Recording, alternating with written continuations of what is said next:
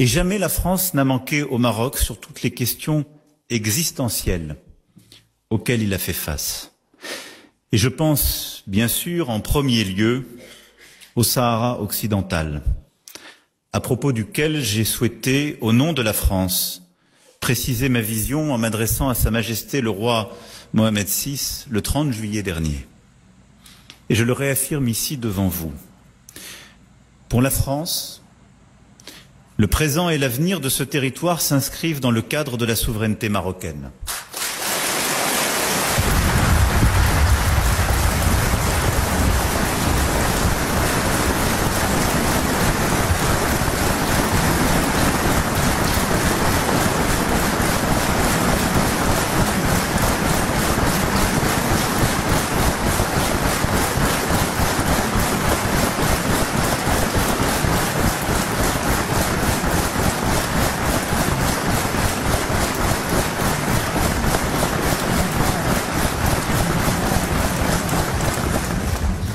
Entre nos deux nations, une véritable communauté de destin, un dialogue qui remonte à la nuit des mémoires.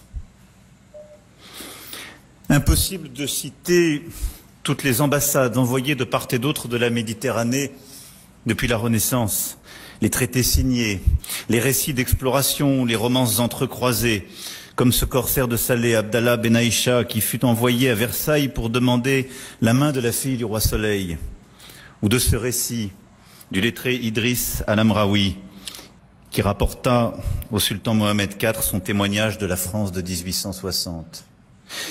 Quand l'hubris et la force mécanique des États européens s'imposèrent aux quatre coins du monde et quand, même arrangé en protectorat, le Maroc n'échappa pas aux ambitions et aux violences de l'histoire coloniale. La France fit effraction, d'abord par le truchement d'accords commerciaux et financiers, puis par le traité de Fès, et je crois à aimer cet empire millénaire dont il percevait l'identité profonde et irréductible.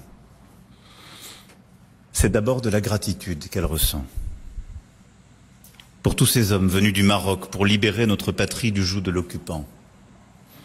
En Provence, dans la vallée du Rhône, mais aussi sur tous les autres théâtres où les forces françaises libres furent engagées. Partout la chéchia et la ceinture écarlate des tirailleurs devint synonyme de bravoure et de sacrifice. Partout les goums et les tabors ont payé le prix du sang pour notre liberté. Comme le fit le général de Gaulle, en reconnaissant le sultan Mohamed V comme compagnon de la libération, comme j'ai eu l'occasion de le faire cet été à la nécropole de Boulouris à Saint-Raphaël, où dorment tant des vôtres. Je veux ici leur exprimer notre respect et notre gratitude. Il y eut ensuite celui des forces vives de la paix. Ces dizaines de milliers et bien plus encore de Marocains qui contribuèrent, après la guerre, à la reconstruction de la France et à son industrialisation.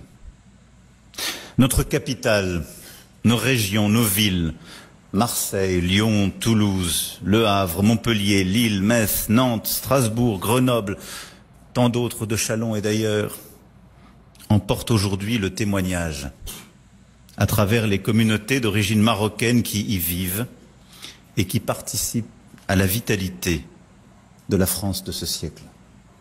Les années d'Al-Andalus ont fait de l'Espagne et du sud de la France un terreau d'échange avec votre culture. La Giralda de Séville, les éliges bleues et les patios ouvragés du sud en restent toujours le somptueux témoignage architectural. Mais parce que nos poètes même l'ont placé au cœur de nos imaginaires. Les vers du fou d'Elsa sont l'écho lancinant d'une passion franco-marocaine qui ne passera pas et qui s'est un temps incarnée dans ce territoire andalou qui n'était ni tout à fait l'Europe, ni tout à fait l'Afrique. Dans ce pays d'or et d'argent, travaillé comme une timbale, pour reprendre Aragon, où tout revêt ses habits de bal, les champs, les villes et les gens, et où l'air a le parfum des cymbales dans ce pays d'or et d'argent. Avec Sa Majesté le roi Mohamed VI, décidé d'écrire un nouveau livre ensemble. Je veux partager avec vous ma certitude que ces liens vont aller se renforçant sans cesse. À cet égard, je remercie Sa Majesté le Roi pour les paroles fortes qu'il a prononcées ici même le 11 octobre dernier à l'égard de la France.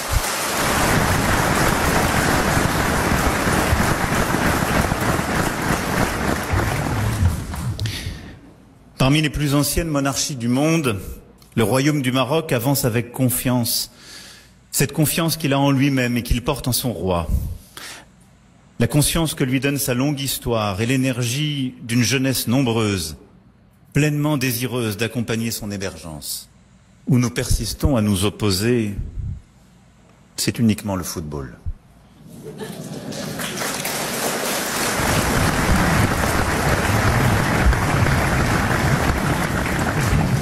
Parce que c'est une passion partagée, le match France-Maroc de 2022 restera l'un des grands moments de la Coupe du Monde. Malgré tout, vos joueurs font rêver nos championnats et tant de nos équipes, et c'est une des choses qui réconcilie le Paris Saint-Germain et l'Olympique de Marseille.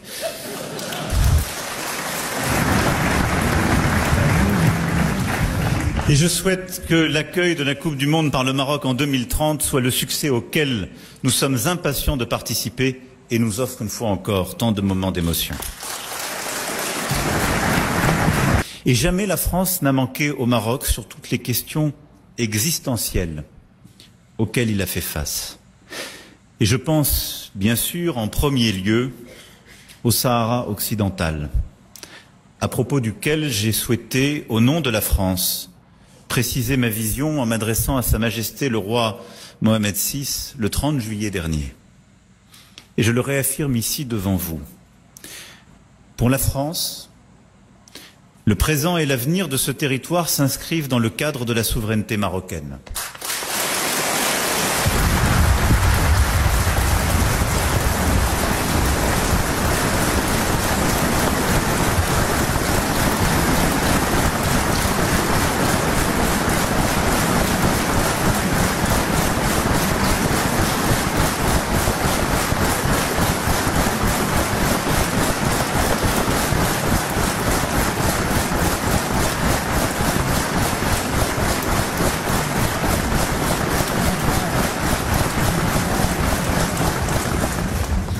L'autonomie sous souveraineté marocaine est le cadre dans lequel cette question doit être résolue.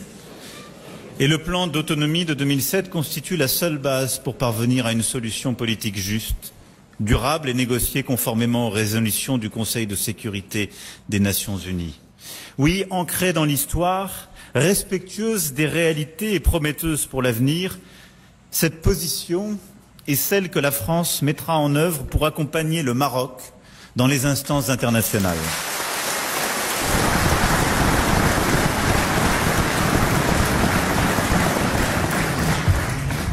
Et je le dis ici aussi, cette position n'est hostile à personne.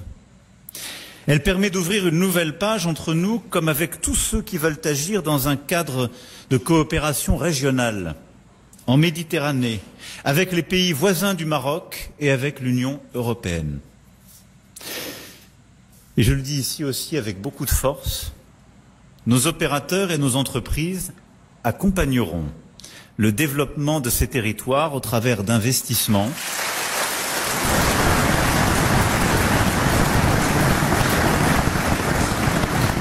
d'initiatives durables et solidaires au bénéfice des populations locales.